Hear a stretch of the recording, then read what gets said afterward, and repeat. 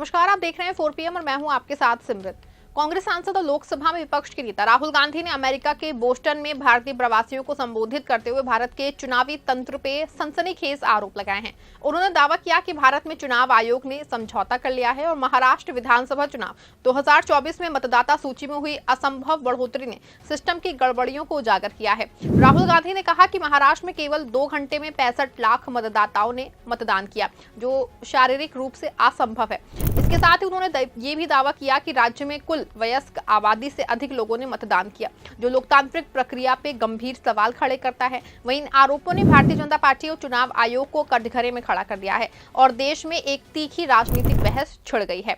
आपको बता दें कि राहुल गांधी ने अपने संबोधन में महाराष्ट्र विधानसभा चुनाव 2024 के आंकड़ों का हवाला देते हुए कहा कि चुनाव आयोग ने शाम 5:30 तक मतदान के आंकड़े जारी किए थे, लेकिन इसके बाद मात्र 2 घंटे में 65 लाख अतिरिक्त वोट दर्ज किए गए। उन्होंने जोर देकर कहा कि एक मतदाता को वोट डालने में औसतन 3 मिनट लगते हैं। इस हिसाब से इतनी बड़ी संख्या में मतदान के लिए रात 2 बजे तक मतदाताओं की कतारें लगी रहनी चाहिए थी, लेकिन ऐसा नहीं हुआ। राहुल ने इसे तार्किक रूप से असंभव करार देते हुए सवाल उठाया कि क्या चुनाव आयोग ने जानबूझ के आंकड़ों में हेरफेर किया। इसी के अलावा राहुल गांधी ने यह भी आरोप लगाया कि महाराष्ट्र में कुल वयस्क आबादी से अधिक मतदान दर्ज किया गया और उन्होंने कहा कि ये एक तथ्य है कि महाराष्ट्र में जितने लोग हैं उससे ज्यादा वोट पड़े। ये दावा बेहद गंभीर है, क्योंकि ये न केवल मतदाता सूची में अनियमितताओं की ओर इशारा करता है, बल्कि ये भी सुझाता है कि फर्जी मतदान या डेटा में हेरफेर की संभावना हो सकती है। वहीं चुनाव आयोग, जो भारत की लोकतांत्रिक प्रक्रिया का संरक्षक माना जाता है, पर राहुल गांधी के इन आरोपों ने गहरे सवाल खड़े किए हैं और उन्होंने दावा किया है कि आयोग ने समझौता कर लिया है, जिसका मतलब ये है कि स्वतंत्र और निष्पक्ष रूप से काम करने में विफल रहा है।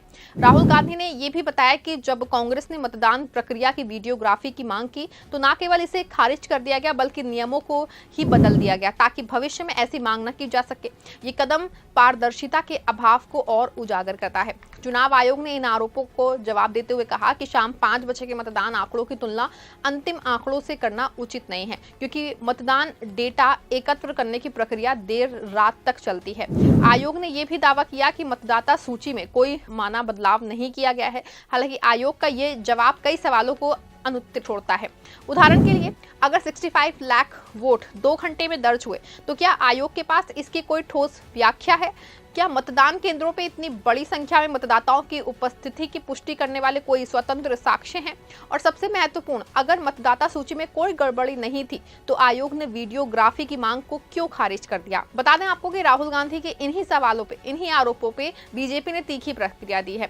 पार्टी प्रवक्ता संबित पात्रा ने कहा कि राहुल गांधी विदेशी धरती पे भारतीय लोकतंत्र को बदनाम कर रहे हैं और ये देशद्रोह के समान है। बीजेपी नेता प्रदीप भंडारी ने राहुल को जॉर्ज सोरोस का एजेंट तक कह दिया और आरोप लगाया कि वो विदेशी ताकतों के इशारे पे भारत की छवि खराब करने की कोशिश कर रहे हैं। हालांकि बीजेपी का ये आक्रामक रुख उनके बचाव की कमजोरी को दर्शाता है। बीजेपी ने राहुल के दावों का कोई ठोस खंडन नहीं किया, ना तो उन्होंने 65 लाख वोटों की बढ़ोतरी पे कोई तार्किक व्याख्या दी, ना ही मतदाता सूची में कथित अनियमितताओं पे कोई स्पष्ट जवाब दिया। इसके बजाय पार्टी ने व्यक्तिगत हमलों और राष्ट्रवाद के मुद्दों को भुनाने की कोशिश की। ये रणनीति बीजेपी की पुरानी चाल रही है, जहां वो गंभीर सवालों का जवाब देने के बजाय भावात्मक मुद्दों को उछाल के जनता का ध्यान भटकाने की कोशिश करती है। वहीं महाराष्ट्र विधानसभा चुनाव 2024 में कुल 9 करोड़ 70 लाख पात्र मतदाता थे, जिसमें 4 करोड़ 97 लाख पुरुष और 4 करोड़ 66 हजार महिला मतदाता शामिल थे। चुनाव आयोग के वोटर टर्न आउट ऐप के अनुसार 20 नवंबर 2024 को हुए मतदान में 62.20% मतदान दर्ज किया गया। राहुल गांधी के दावे के अनुसार अगर 2 घंटे में 65 लाख वोट जोड़े गए तो ये मतदान प्रक्रिया की विश्वसनीयता पर गंभीर सवाल खड़े करता है। एक साधारण गणना से समझा जा सकता है कि क्या ये कितना संभव है कि ये असंभव ही है।